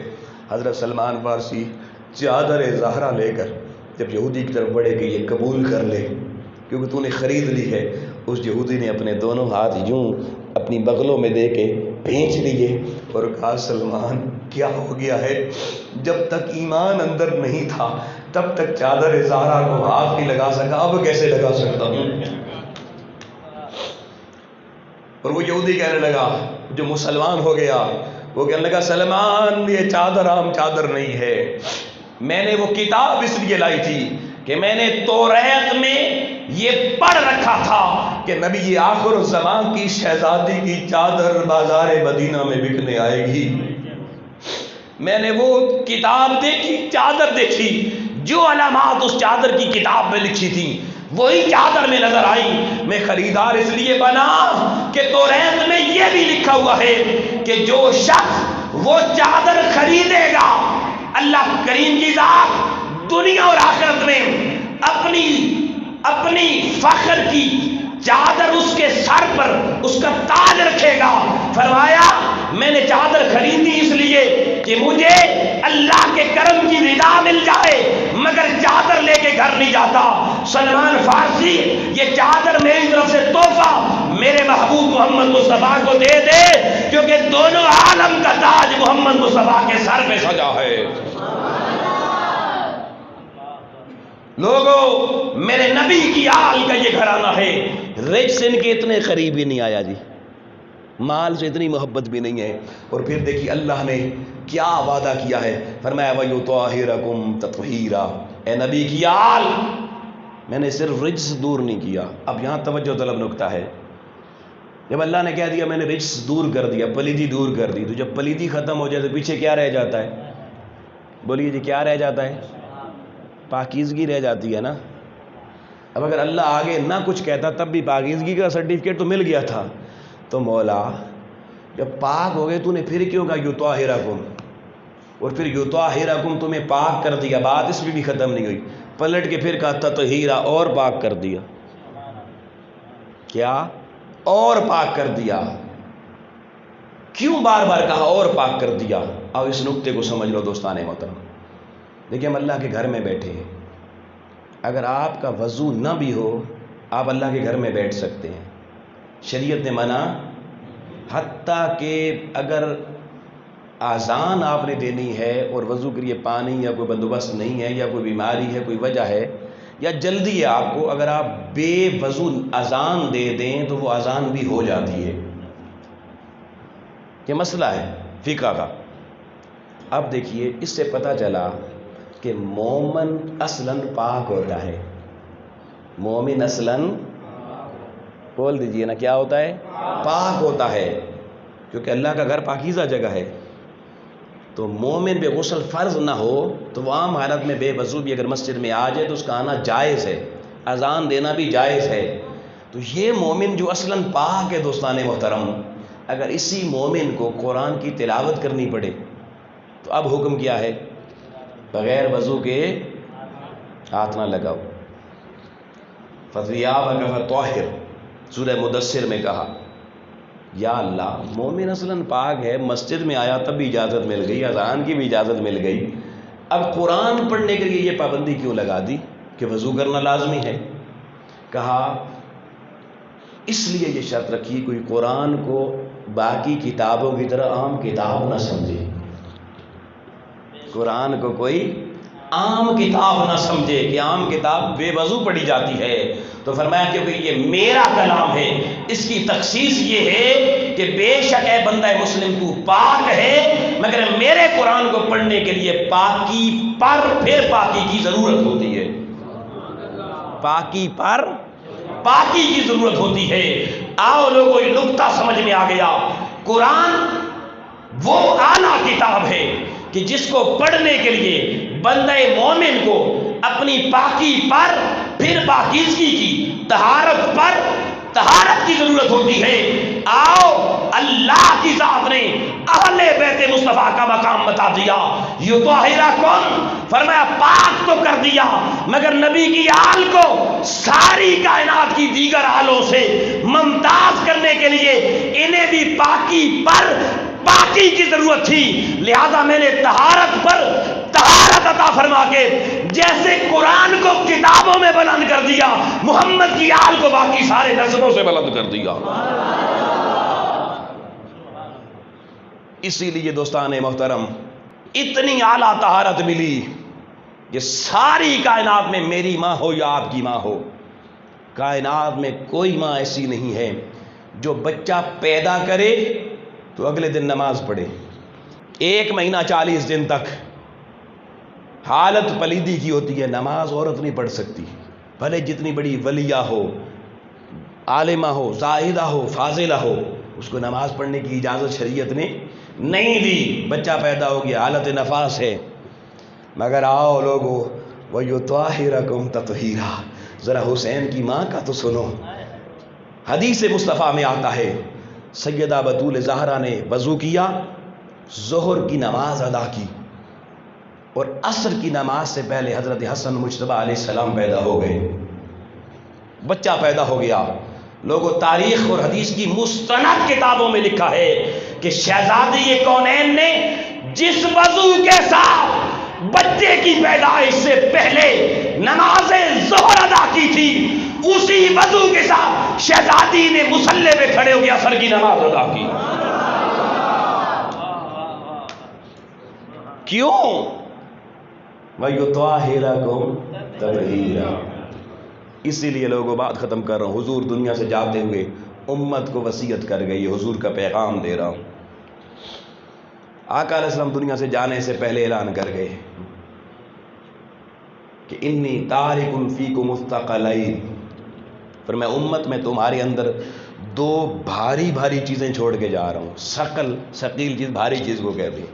حضور نے فرمایا میں ثقلین چھوڑ کے جا رہا ہوں۔ ایک کیا ہے؟ پہلی چیز فرمایا کتاب اللہ، اللہ کی کتاب قرآن چھوڑ کے جا رہا ہوں۔ حبل ممدود الی السماء الی الارض، فرمایا ایک اللہ کی کتاب قرآن ہے، اور یہ وہ رسی ہے جس کا ایک کنارہ عرش پر ہے، دوسرا کنارہ تمہارے پاس ہے۔ یہ ایک اللہ کی کتاب قرآن چھوڑ کے جا رہا ہوں۔ اور دوسرا حضور نے فرمایا میں وعطرتی اہل بیتی، اور فرمایا دوسرا میں اپنی عطرت، اپنی اہل بیت کو تمہارے درمیان چھوڑ کے جا رہا ہوں۔ اور فرمایا یہ دو چیزیں قرآن اور آل مصطفیٰ یہ آپس میں جدا نہیں ہوگی، آپس میں الگ نہیں ہوں گی، حتیٰ یرد الی الحوض، حتیٰ کہ میرے حوض کوثر پہ قرآن اور آل مصطفیٰ دونوں اکٹھے آئیں گے۔ قرآن اور آل دونوں قیامت والے دن حوض کوثر تک اکٹھے رہیں گے، جدا۔ تو ہمیں بھی سبق حضور نے دے دیا کہ جب قرآن اور آل حوض کوثر تک اکٹھے رہیں گے تو تم بھی انہیں الگ کرنے کی کوشش۔ دوستان محترم، اگر حضور نے یہ بات کہتے ہوئے جو لفظ استعمال کیا وہ بڑا قابل توجہ ہے، ثقلین۔ کون سا لفظ استعمال کیا؟ اب ثقلین عربی زبان میں تثنیہ کا صیغہ ہے۔ کون سا صیغہ ہے؟ تثنیہ عربی میں دو کو کہتے ہیں، واحد، پھر تثنیہ، پھر جمع۔ مگر عربی گرامر میں تثنیہ کے اصول بڑے سخت ہیں۔ یہ لفظ صرف میں آپ کو چاہتا ہوں سمجھا دوں، یہ بھی ایک تحفہ ہے آپ کے لیے، ساری زندگی آپ کو اور آپ کی نسلوں کو کام آئے گا۔ آقا نے فرمایا میں دو چیزیں چھوڑ رہا ہوں، اور وہ ہیں ثقلین۔ اب ثقلین کو سمجھنے کے لیے ایک مثال دیتا ہوں۔ ایک لفظ آپ استعمال کرتے ہیں نالین۔ کیا؟ نالین کس کو کہتے ہیں پتہ ہے؟ آقا علیہ السلام نے جو جوتے مبارک اپنے پاؤں میں پہنے انہیں نالین کہتے ہیں۔ یہ تو ہم نے تخصیص کر دی حضور علیہ السلام کے لیے، لیکن عمومی طور پر جوتوں کو نالین کہتے ہیں عربی میں، دو جوتوں کو۔ اب یہ تثنیہ کا صیغہ ہے۔ اب ذرا اصول سمجھا رہا ہوں، اس کے لیے مثال دے رہا ہوں، توجہ رکھنا۔ نالین دو جوتوں کو کہتے ہیں۔ اب آپ ایک جوتا میرا اٹھائیں، ایک جناب عزیز الرحمان صاحب کا اٹھائیں، اور دونوں اکٹھے رکھ کے کسی عربی والے سے پوچھیں بھئی یہ نالین ہیں، تو وہ آپ کو تھپڑ مارے گا، ایک آپ کا دماغ خراب ہے، یہ نالین نہیں ہے۔ بھئی نالین ایک ہی بندے کے دو جوتوں کو کہتے ہیں۔ اچھا چلے جی، اب کیا کیا میں نے، کیا کیا آپ نے، کیا کیا آپ چلے گئے فیکٹری میں، سروس والوں کی فیکٹری میں، کہ کہا بھئی ایک جوتا دائیں پاؤں کا چاہیے، انہوں نے دے دیا۔ دوسرا آپ باٹا فیکٹری میں چلے، انہوں نے کہا بھئی بائیں کا جوتا آپ بنا دیں، ایک سروس سے خریدا، ایک باٹا سے خریدا، دونوں جوتے خرید لیے۔ اب آپ عربی ماہر کے پاس چلے گئے، آپ نے کہا بھئی میں دو جوتے لیں، بتاؤ یہ نالین ہیں، اس نے دیکھا ایک باٹا لکھا ہوا ایک سروس کو، پھر آپ کو ڈانٹے گا، وہ کہے گا پاگل ہے بھئی، اس کو نالین نہیں کہتے۔ آپ نے پوچھا بھئی نالین کس کو کہتے ہیں، وہ کہے گا بھئی نالین کے لیے شرط یہ کہ ایک ہی کمپنی کے دونوں ہوں، کمپنی، بھئی کوئی گل سمجھ آتی بھئی یہ کمپنی ایک ہی ہو۔ آپ گئے، آپ چلے گئے سروس کمپنی میں، آپ نے دونوں جوتے سروس کمپنی سے لے لیے، مگر ایک جوتا آپ نے وائٹ کلر کا لیا، ایک براؤن کلر کا لے لیا، رنگ جدا کر دیے۔ آپ واپس اس عربی ماہر کے پاس گئے، آپ نے کہا بتا بھائی یہ نالین ہے، وہ پھر آپ کو گھور کے دیکھے گا، کہے گا کتنی دفعہ سمجھایا بھائی یہ نالین نہیں ہے۔ آپ کہیں گے بھائی میں نے ابھی پوچھا تھا، آپ نے کہا ایک ہی کمپنی کے ہونے چاہیے۔ اس نے کہا کمپنی بھی ایک چاہیے، رنگ بھی ایک چاہیے، رنگ بھی ایک ہی چاہیے، دوسرا رنگ نہیں چلے گا۔ آپ واپس چلے گئے کمپنی میں، آپ جوتا بھی ایک ہی کمپنی کے 2 لے آئے، رنگ بھی ایک ہی لے آئے، لیکن آپ ایک جوتا 6 نمبر کے لے آئے، ایک 8 نمبر کا لے آئے۔ آپ نے پھر اس عربی ماہر کے سامنے رکھ دیا اور کہا بھائی بتا اب نالین ہے۔ اس نے نمبر چیک کر کے پھر وہ گھورے گا، آپ کو کہے گا بھائی میری جان چھوڑو، کیسے آدمی ہے بھائی، یہ نالین نہیں کہتے۔ آپ نے بھائی آپ نے کہا کمپنی ایک ہونی چاہیے، میں نے کمپنی ایک کر دی۔ آپ نے کہا رنگ ایک ہونا چاہیے، میں نے رنگ ایک کر دیا۔ اب کیا اعتراض ہے؟ وہ کہے گا نہیں ہماری عربی بڑی زبردست زبان ہے، بڑی فصیح زبان ہے، یہ ہر چیز کو صحیح الگ الگ کر کے بیان کرتی ہے۔ نالین کے لیے ایک شرط اور بھی ہے، اور وہ شرط یہ ہے جیسے کمپنی ایک ہو، رنگ ایک ہو، نمبر بھی ایک ہی ہونا چاہیے۔ بھائی سمجھ آ گئی نالین؟ آؤ لوگو اسی وزن پر آقا علیہ السلام نے فرمایا امت انی تارک فیکم الثقلین، میں تم میں 2 بھاری بھرکم چیزیں چھوڑ کے جا رہا ہوں۔ صیغہ تثنیہ کا استعمال کر کے آقا نے بتا دیا، ایک اللہ کی کتاب قرآن ہے، دوسری محمد کی آل مصطفیٰ اہل بیت اطہار ہے۔ سنو امت تمہارے لیے لازم ہے، فرمایا جب تک ان سے جڑے رہو گے، سیدھے راستے پہ رہو گے، ان کو چھوڑو گے غرق ہو جاؤ گے۔ یہ دونوں حوض کوثر تک اکٹھے رہیں گے، مگر ثقلین کا لفظ استعمال کر کے آقا نے بتا دیا قرآن اور آل کو جدا نہ کرنا، ان کی کمپنی الگ نہیں ہے، جس کمپنی سے قرآن آیا ہے اسی سے آل محمد آئی ہے۔ جہاں سے قرآن آیا ہے وہیں سے آل مصطفیٰ بھی آئی ہے۔ اور پھر جو رنگ اللہ نے قرآن کو عطا فرمایا ہے وہی آل مصطفیٰ کو عطا فرمایا ہے۔ اور دونوں کے سائز چھوٹے بڑے نہ کرنا، وہ اونچا یہ نیچا، وہ بڑا یہ چھوٹا۔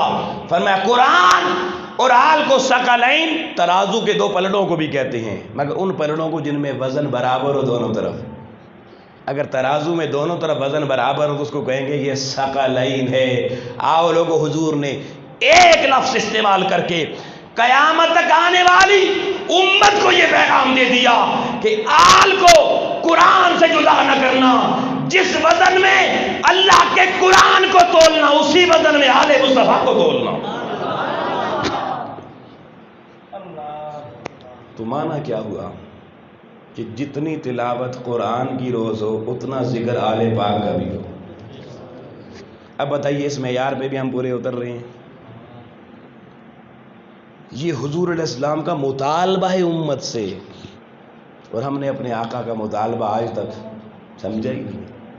تو دوستان محترم آؤ اللہ کی حضور یہ عہد کریں کہ مالک آج کے بعد تیرے قرآن اور نبی کی آل دونوں کا ذکر پیرالل چلے گا۔